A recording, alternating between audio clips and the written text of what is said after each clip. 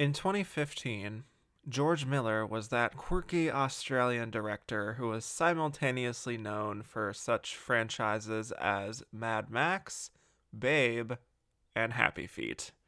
None of the previous Mad Max films had ever even been nominated for Oscars, but that conversation quickly changed when moviegoers first started seeing the fourth installment in the franchise, Mad Max Fury Road.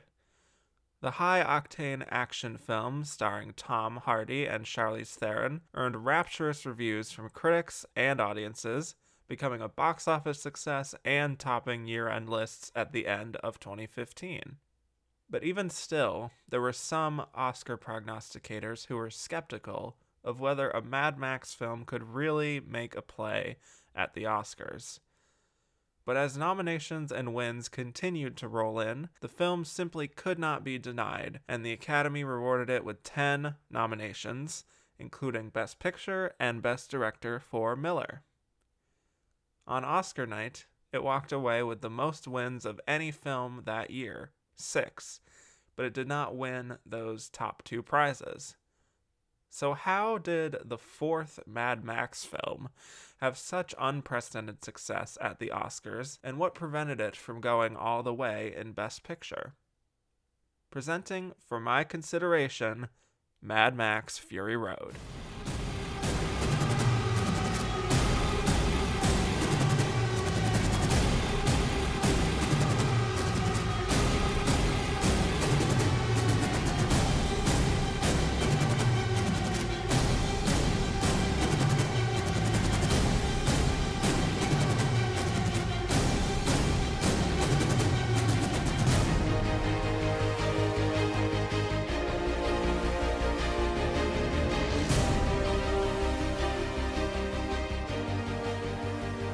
Hello, and welcome back to For My Consideration, a bonus series where I review any Oscar film nominated for an Oscar that is requested by a patron. And in this case, I have brought on the patron that requested this, and the film we're talking about, of course, is Mad Max Fury Road. And my guest you heard on the very first episode of And the Runner-Up Is, talking about Three Billboards and the films of 2017, and he then joined me for the episode on Witness and the films of 1985. Please welcome back to the show my partner in crime, the wonderful Sebastian Gronback. Hi, it's me. I'm here on the show. Uh-oh indeed. I just want to editorialize for 1 second and say that I do have a nice cup of water here in my very special cat's cup. Yes. Which you purchased with your own money. I went to the opening day screening of Star Wars, The Rise of Skywalker, or Rise of Skywalker, whichever. And I went up to the counter and I asked for the cat's merchandise. I would like one cat's cup, and I would like one cat's popcorn bucket. And they gave them to me, and I walked into Rise of Skywalker and had a bad time. But I did get this cup with the Cats logo on it. And I think you said that they gave you a suspicious look. They were very confused and maybe a little bit upset, but you know what? You have history. I have history right here. There. A true piece of memorabilia. It certainly was a memorabilia film. So think of all that great Cats merch. Speaking of spectacular cinema. Oh, truly. Today we're talking about a film that truly did the unexpected with the Oscars and became a film that was the fourth in a franchise to be nominated for Oscars and dominated the 2015 Oscars outside of winning Best Picture. So, Mad Max Fury Road, let's get into a summary, shall we? Mm-hmm. So, it is an action-adventure film that is set in a post-apocalyptic world in the future where resources are very scarce and the people rely on a cult leader who goes by the name Immortan Joe for resources like fresh water and things like that. And one of Joe's lieutenants, Imperator Furiosa, is tasked with going on a trip to get gas and ammunition, but when she starts to veer off course, Joe sort of panics and realizes that she's brought along all of his wives to escape. And we also have the titular Max, who is a wandering stranger who is captured by Joe's war boys and operates as a blood donor to one of the war boys, Nux. And so Max is brought along in the chase. And much of the film takes place across the wasteland of the desert, and we have Joe and his army sort of chasing after Furiosa, and at a certain point, Max is able to team up with Furiosa against a big army. So the film was directed by George Miller, who co-wrote the screenplay with Brendan McCarthy and Nico Latharis. It stars Tom Hardy as Max, Charlize Theron as Furiosa, and Nicholas Hoult as Nux. We also have Hugh Keys-Byrne as Immortan Joe, Rosie Huntington-Whiteley, Riley Keough, Zoe Kravitz, Abby Lee, and Courtney Eaton, all playing the wives.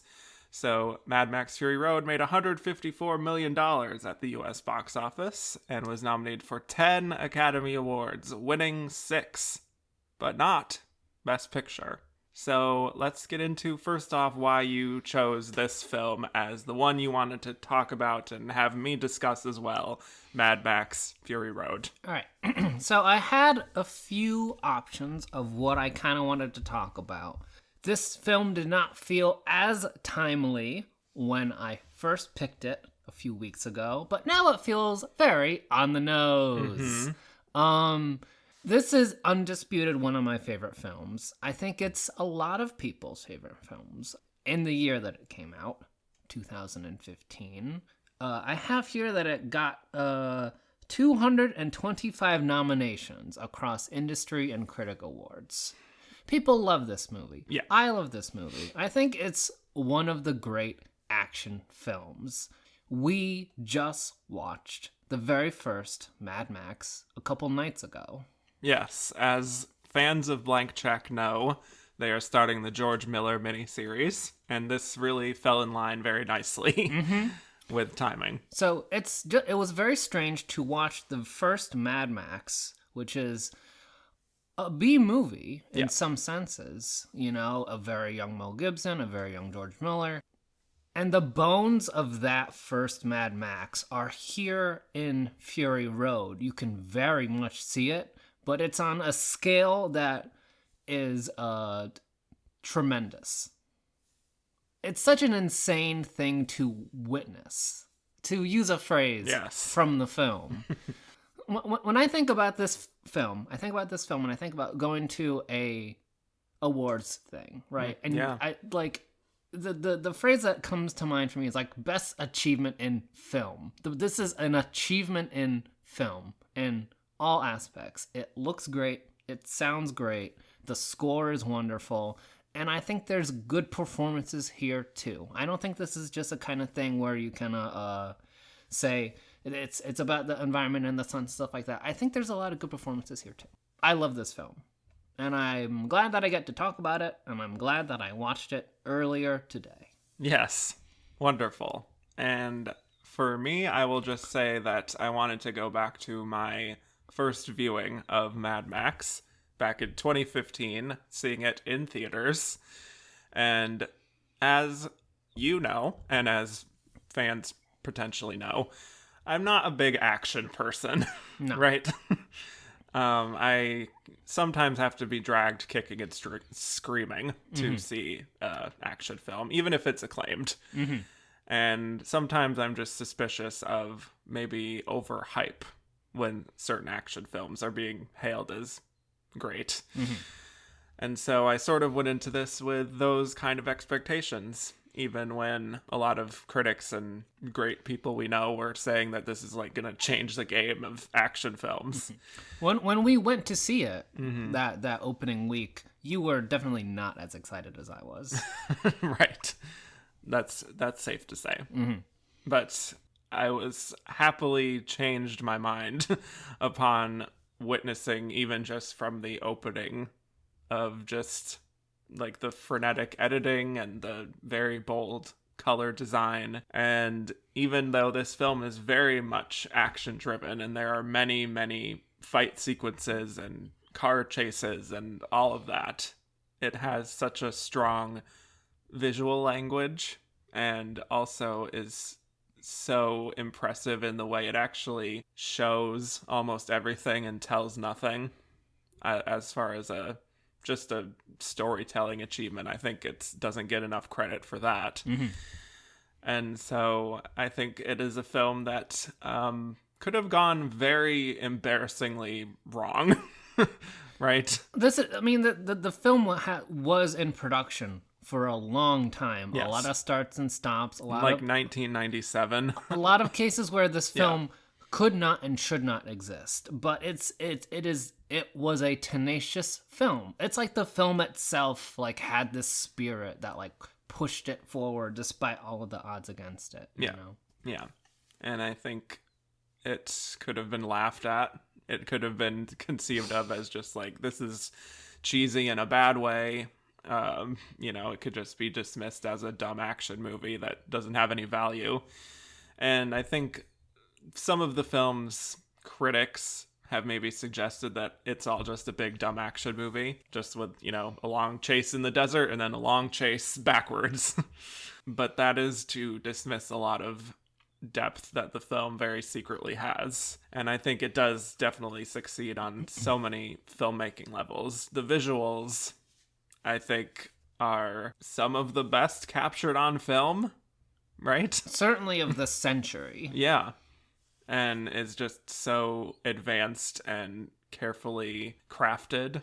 Just the production design is some of the most spectacular work I've ever seen. All the grungy cars and the clothes, like the tattered clothes, and it's just so thought out, from the big landscapes to the very small details on clothes. That it makes me wonder why it didn't actually end up getting more of the Best Director wins. And we will certainly get to that. But there's also just all of the beautiful desert backdrop, and the big sandstorm sequence is just incredible. All the blue of the nights, it's amazing. And the editing, some of it feels like it's like at 1.5 speed sometimes, but it's not the kind of editing that you lose track of anything. Right. It all just follows through beautifully. It's just like its own cinematic language. And so I think for all those reasons, despite it having the bones of like a B movie and not really a movie that awards voters would go for normally, and still don't even after this very much. Yeah. It's one of those things where I don't think it can be denied. I don't think you can deny this film. I think you have to watch this film, and I've seen directors talk about this film as like a big inspirational movie, in the sense that like, I don't know how you make this movie. This is an insane movie to make, like the actual filming of it. Yeah. And this is, I'm sure, something that people know at this point about this film, having come out almost 5 years ago now, that most of the film is practically done. All of the driving, most of the explosions, all of the crashes are real. Yeah. With real stunt people, a huge stunt team for this film. And I wrote down Guy Norris, who is the second unit director and the stunt coordinator for this film, who is truly a hero here to get all of this to work. Yeah. And the idea of filming these stunts and these crashes, is truly wild. Yes. Yeah. And continues to make the case for maybe a stunt category at the Oscars. There is, I truly, very truly believe that there is no film in recent Oscar history that is more of a benchmark for qualifying, like what's the word I'm looking for? Not quite qualifying, but like saying like there needs to be a stunt coordination category than Mad Max Fury Road. Yeah. Truly. It is the highest example that you can present to an academy to say, this is why this needs to exist. This is art. This is achievement. This is something that like a huge team of people work on and get done. You know, And like the film would be very different without that work. I think the stunt coordinator and the stunt team for this film deserved to be rewarded. Yeah. At the Oscars, if not in other places. And even if you don't want to create a category, I think we should try to bring back those kinds of honorary awards. The Special Achievement Awards. Yeah, which we don't do anymore. We used to do them a lot, Yeah. and we don't do them anymore. Yeah. And I think this is a kind of case where you would want to do that. Mm-hmm. I want to take some time to talk about the characters and performances in this film. Yes, absolutely. Charlize Theron. Period. As Imperator Furiosa. I think this is one of the best roles of her career. It is a defining role for her, and will be considered as such at the end of her career, I would say. And what I like about this film is that even though the Mad Max movies are about Mad Max, this is Furiosa and, by proxy, Charlize Theron's movie. Mm-hmm. She is the lead here. All of the action is driven around her. Pun. And she does such a great job of portraying someone who is through with taking orders and through with being put down upon by men who feel like they own the world. And that brings up the larger point about the film's very feminist take here. That is very refreshing, and definitely a thing that I did not expect going into it, is just how much it feels like it sort of advocates for women ruling the world in a society that has been very much ruined by men being in charge. This is a film that is sort of suggesting an alternative and a hopeful future of a more nurturing society, as we see from the clan of older women that we meet later in the film, and the solidarity that all of the wives have, and how they're not just damsels. They fight back as well, and they're all in this together in fighting this toxic force that has created the destruction of the world. And it's all led by Charlize Theron, who that's the person to do that in many ways. Absolutely. And I think that she is able to bring out a level of that character and her backstory that is not really addressed as much. You just kind of see the life that she's lived up to that point. Because that's another thing, is that this film does not do a lot of over-explaining of context of who these people are and how they got there. It's a very dialogue-light film. Yeah. There are still, we still learn about how she, as a child, was kidnapped from this clan of women and taken to the Citadel. But we don't know a lot about, like, filling in everything of how she got to this point, to where she wanted to take these wives away to freedom, basically, but we sort of just understand it because of how she portrays the character. She is a badass. Truly, and it is very much because of the fact that it's a dialogue-light film. Most of what we get from her is facial expressions and body language, and that alone says so much about who the character is, and I just think it's very, very impressive. She's tired of it. Tom Hardy is also here. He is playing the lead role, quote unquote. He is the Mad Max. Yes. And it has been interesting also just watching the first Mad Max, and how in that film it feels like he's not necessarily the lead there that much either. Like, he is, but for a lot of the film he's not on screen. I was surprised because it takes quite a while in the original Mad Max for Mad Max to even become like a central figure. Yeah. And here he's somewhat incidental. Well, not really. He is certainly a part of the movie, but it's all of the things that happen to him are coincidental.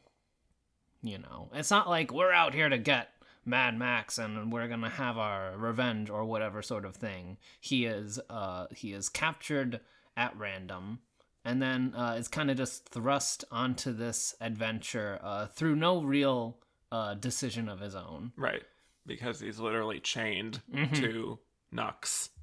Yeah, and it's a great story for him, I believe, too, of also just like deciding to be a better person and like searching for redemption in the same way that Charlize's character is searching for redemption as well. And also just surviving. Yeah. And doing whatever it takes. And it's interesting because even though he has quite a bit of screen time, ultimately, it does feel like a very quintessential supporting kind of a character because he's supporting the story that is not really his story. You know? Yeah. He's supporting Furiosa and this arc that she is on. Yep. He is not the one really in charge of much of anything. And at one point even hands his gun over to her so she can shoot because she's probably a better shot. Yeah. And that's very, that in a nutshell, that is sort of what the film is in some ways. But do you want to talk more about just the writing itself? I watched the behind the scenes documentary on the Blu-ray after watching the film, and there wasn't much of a traditional script for this film. Yeah, storyboarded. It was all storyboarded, like working off of like a graphic novel to shoot this film. It's a sense of knowing where things are, who is in a scene, where the scene is, what the scene is. So in that sense, the way that the story ends up coming across is also very impressive, because when you're just working with images as opposed to a long bunch of dialogue, to be able to still get across what the story is about is very impressive. Yes. And I think it's just very smartly conceived, the world building of it all. Yes. Just from very early on, you see how like Immortan Joe is this cult leader who has sores on his back and is seemingly not doing well, just health-wise. But you see him having on like a suit of armor to make him look like he's this big, strong dude.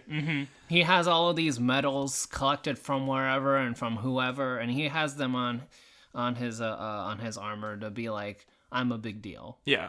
But who knows where they came from? They're probably not even his. But it's the kind of thing of like, you know, when you're in a scavenger world and you have all this stuff on, it's like, then I guess that makes you the guy in charge. Yeah.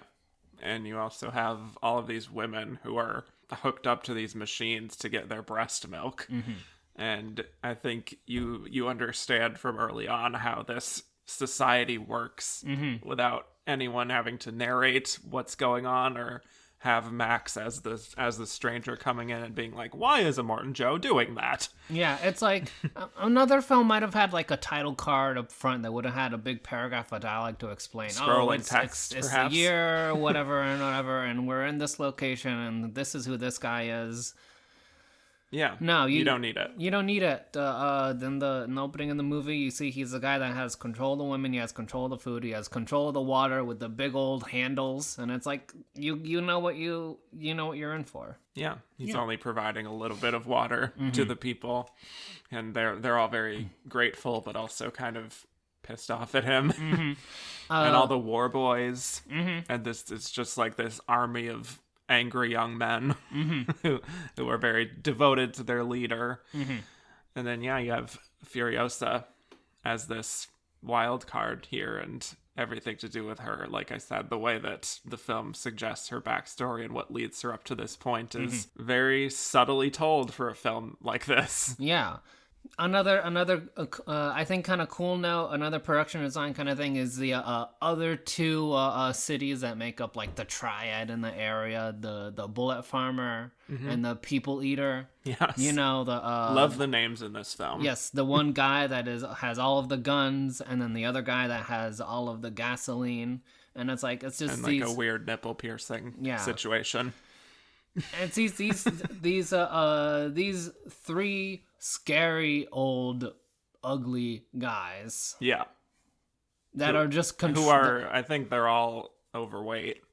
they're all And so I think that's another thing that just suggests that these are the people who are accumulating all of the resources. Yeah. I think it was the day that we're recording this, the previous day, Bill Duberry at Vulture did a live tweet of the film, and there was a tweet that I really liked from him where he talked about how, like, you know, between the People Eater and the Bullet Farmer and Immortan Joe, there's like religion and there's war and there's like commerce. Yeah. You know, these three like overbearing forces in society that are bad.